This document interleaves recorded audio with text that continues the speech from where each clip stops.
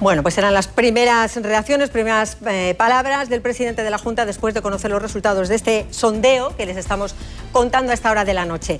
Vamos a tener muchos datos hoy, pero también claves y también análisis, y para ello estoy muy bien acompañada. Juan Carlos Blanco, Clara Fajardo y Teodoro León Gros, bienvenidos. ¿Qué tal? Encantado. Buenas noches. Bueno, tenéis claro todo. Bueno, a pesar de todo, resiste la mayoría clásica del Parlamento Europeo, que son populares, socialistas y liberales, con lo cual es una buena noticia, porque los euroescépticos siguen sin ser mayoría, aunque va a haber que valorar muchísimo por qué ese incremento, por qué ese descontento, especialmente en política migratoria a nivel europeo, porque precisamente en Alemania, Francia o Italia, que son países fundadores y los países que más eurodiputados aportan a la Eurocámara, esta subida es innegable. Teo.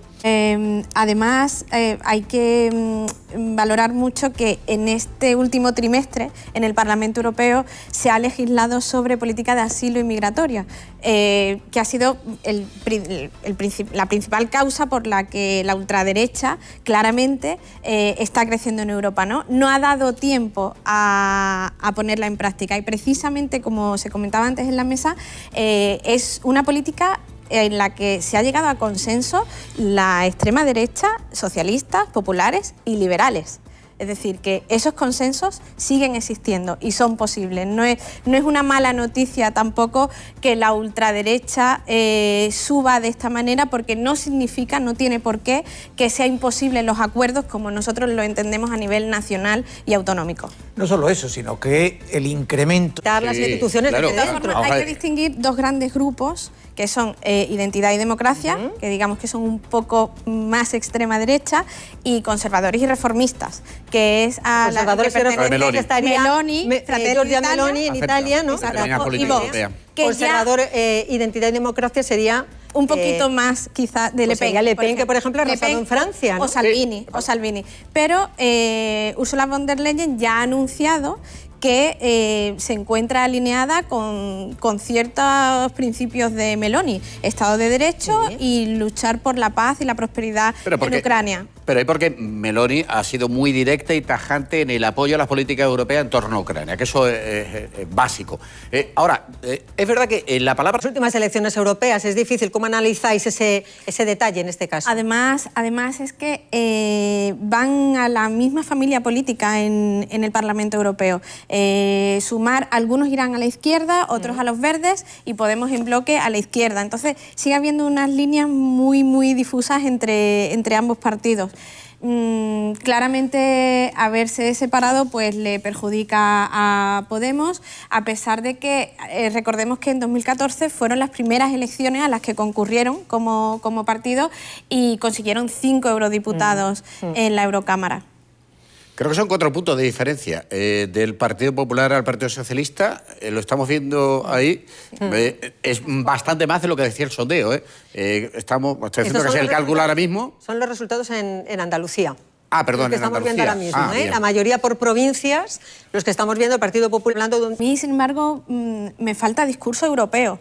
Todo esto en clave nacional, está claro que es un sondeo, es una prueba, un laboratorio de lo que serán las siguientes elecciones cuando toque, ¿no?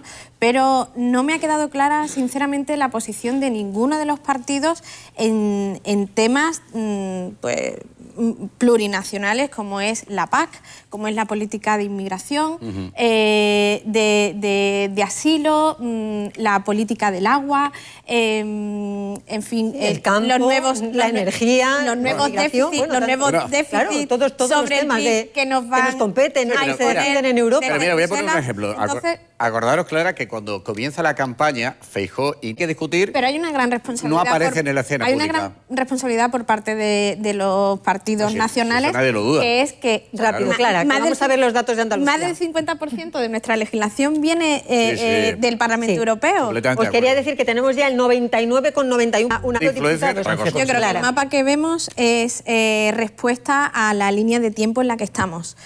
Hace nada se ha aprobado la ley de la amnistía, aunque todavía no ha salido tenido en el BOE, y creo que hay un voto también de protesta en el propio ascenso del PP, de hartazgo, de la sensación de gobernar siempre para los mismos o a favor del mantenimiento en el poder. Entonces, creo que cabe también esa lectura, no tanto victoria del PP por su gestión en sí, sino como descontento con, que no hemos votado con mirando el a Partido Europa, Central. ¿no? Clara, es lo que nos quieres decir, que no se ha votado mirando a Europa, No, se ha en votado absoluto. más Yo creo mirando, que mirando a casa. No ha habido discurso europeo en absoluto. Aquí mismo en el debate del lunes, creo que el único que mencionaba algo era uno de los candidatos de Ciudadanos. Pero no es una singularidad de estas elecciones, ¿eh? Yo creo que estamos ante el dilema de profundizar en soberanía europea o retroceder y recoger soberanía a nivel nacional. Con estos números todavía es posible esa primera opción, pero yo creo que se va a practicar mucho más la cooperación reforzada, que es ir eligiendo, según qué estado, en qué quiero compartir soberanía y en qué no. No, que en muchas ocasiones, en ciertas competencias, hay que ir por unanimidad y es imposible llegar a consenso. Enseguida vamos a hablar de los retos que van a tener por delante en Europa y de lo difícil que puede ser en esta situación. Ojo. El mensaje que viene el lobo de la derecha y de la extrema derecha no ha funcionado. Me dicen que va a comparecer, que comparece Irene Montero. Alquimítica europea. No, bueno. No, sus primeros comicios fueron los europeos. Pero no. Pero no es que se haya centrado en eso. De hecho, en cuanto pudo ser, Pablo Iglesias, que era eurodiputado, vino a la nacional. Pero el caso de Se acabó la fiesta, que es este partido curioso, cuanto menos, yo creo que también responde a la falta de respuestas, valga la redundancia, de los problemas reales. Poder adquisitivo, acceso a una vivienda, en fin, planificación familiar, todo eso son problemas reales que especialmente la gente joven sufre en este país y que en esa lucha eterna y polarizada de derecha e izquierda no se soluciona, ni siquiera por parte de la izquierda, más a la izquierda del PSOE, que se abandera de la defensa de los jóvenes y no está consiguiendo nada. Entonces, es normal que suceda esto. Pasa que hasta cierto punto, yo lo entiendo, y va por ahí seguramente, bueno, no deja de ser un tendencia, canal... pero también ha sido una tendencia en Europa, también le ha ocurrido al partido de Marine Le Pen, ¿eh? También Claro, se ha movido en sí, la... pero... No sé si es exactamente una lucha contra Europa, la institución que supone... una lucha contra todo el la sistema. Unión Europea. Yo creo que eso sí que es en clave nacional. Yo sí que diría que eso sí es más en clave nacional. Sí, pero perdona, Clara, quiero recordar, es que en toda Europa te salen siempre personajes muy singulares. Sí, pero no dejan de ser anécdotas. Bueno, no, pero Beppe Grillo no era una anécdota cuando gana en Italia, ¿no? No, es decir... pero en realidad, con los datos que tenemos y los resultados, para los sondeos que daban victoria absoluta a la extrema derecha y a la destrucción de Europa desde dentro, creo que son más que dignos, a pesar de la situación geopolítica en la que estamos, con un contexto completamente desfavorable para el proyecto europeo, y aún así resiste. Sí. Entonces, sí, yo creo que es una victoria del consenso. Yo estoy muy de acuerdo en que la interpretación... Claro, pero Blanca, por ejemplo... Hay gente joven. Sí. Este año había... Luego estamos un poco en una tendencia general, ¿no? Sí. Igual que sucedió con el Brexit, ellos conocen muy bien el comportamiento de la gente joven. Además, se ha adelantado en varios países a 16 y 17 años. Y saben perfectamente cómo comportarse en redes sociales, que digamos que es el contexto natural de la gente joven, ¿no? Y no es solo la izquierda, que como decía antes, siempre ha presumido un poco de estar más cerca de la realidad de la juventud, sino que esta derecha ha sabido muy bien posicionarse, tiene una estrategia fantástica en redes sociales, y el algoritmo, lo que hablabas de la caja, la burbuja, no hace más que repetir mensajes con los que ellos se encuentran a gusto y les vuelven a saltar en su timeline noticias que refuerzan sus opiniones. Y lo han hecho estupendamente bien, sinceramente. Bueno, hay que reconocérselo. Claro, saben entender bien las reglas del juego de la nueva comunicación política. Sí, pero eso forma parte del discurso de Vox, de seguir polarizando y de faltar a la verdad. Y también en los periodistas está nuestra responsabilidad de de denunciar qué es cierto y qué no, más allá de los colores con los que nos identificamos. Otro de los sin olvidar que es ministra, pero, que además tiene un papel institucional. Una ministra de España, efectivamente, es bastante indecorosa. No asume responsabilidades de ningún color. No sabemos si ahora la delegación andaluza lo hará.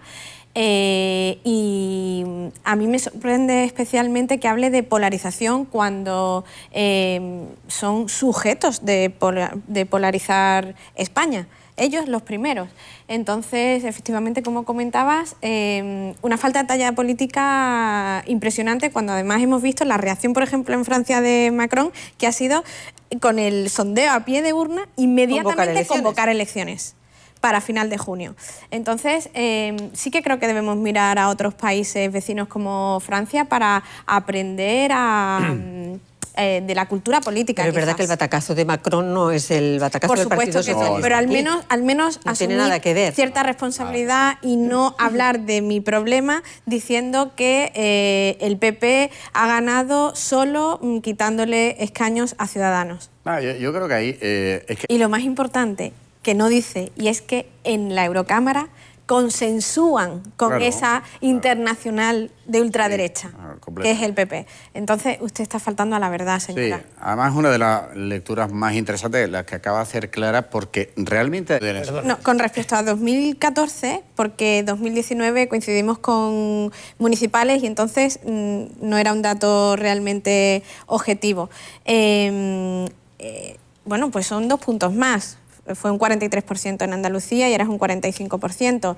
El problema es que estoy completamente de acuerdo con lo que acaba de decir esta señora del PSOE de Andalucía, pero también aplicado al PSOE, porque está hablando de que solo se ha hecho campaña en discurso nacional y ellos han hecho exactamente lo mismo. Se ha hablado muy poquito, algo de la PAC, algo que llega más a la agricultura andaluza, pero muy poquito. Entonces, creo que es un ejercicio de corresponsabilidad de partidos políticos y medios de comunicación. Hay que hablar muchísimo más de políticas europeas y vuelvo a reiterar la idea de que están faltando a la verdad en esa confrontación que no existe entre ellos mismos en el Parlamento Europeo. No es real. Sí, bueno. Yo creo que el PSOE mañana tiene su primer gran reto en clave nacional. Pierde fuerza moral, pierde claramente fuerza moral. Entonces, en estas negociaciones en Cataluña y además con el fantasma de una posible moción de censura por parte de Rajoy, por parte de Feijóo, que ahora... con estos resultados puede que se lo piense muy especialmente, aunque eso signifique tener que pactar con Junts, no está muy lejos de una posible realidad inmediata y fuerce elecciones nacionales de aquí a 6 meses. Bueno, vamos a ver lo que pasa. ¿Qué titular dejaríais para esta noche, Teo? Hagámoslo a la europea. Venga. Sin subordinadas y sin matices, el Partido Popular gana las elecciones europeas. Clara. Vence el consenso europeo como origen del proyecto europeo. Y Europa gira a la derecha, veremos hasta dónde. Bueno, habéis sido de titular, de verdad. Yo creo que es la primera vez que pido un titular y me dan un titular. Muchísimas gracias a los tres por las claves y el análisis de esta noche, que seguirá en días sucesivos también en tu programa. Tendremos ocasión de hablar largo y tendido. Gracias a los tres. Gracias. Y a ustedes también. Gracias por acompañarnos en esta noche. Los europeos hemos hablado, Europa ha decidido y ahora a los eurodiputados les va a tocar entenderse para hacernos la vida en toda la Unión mucho más fácil. Gracias, señores, por acompañarnos. Buenas noches.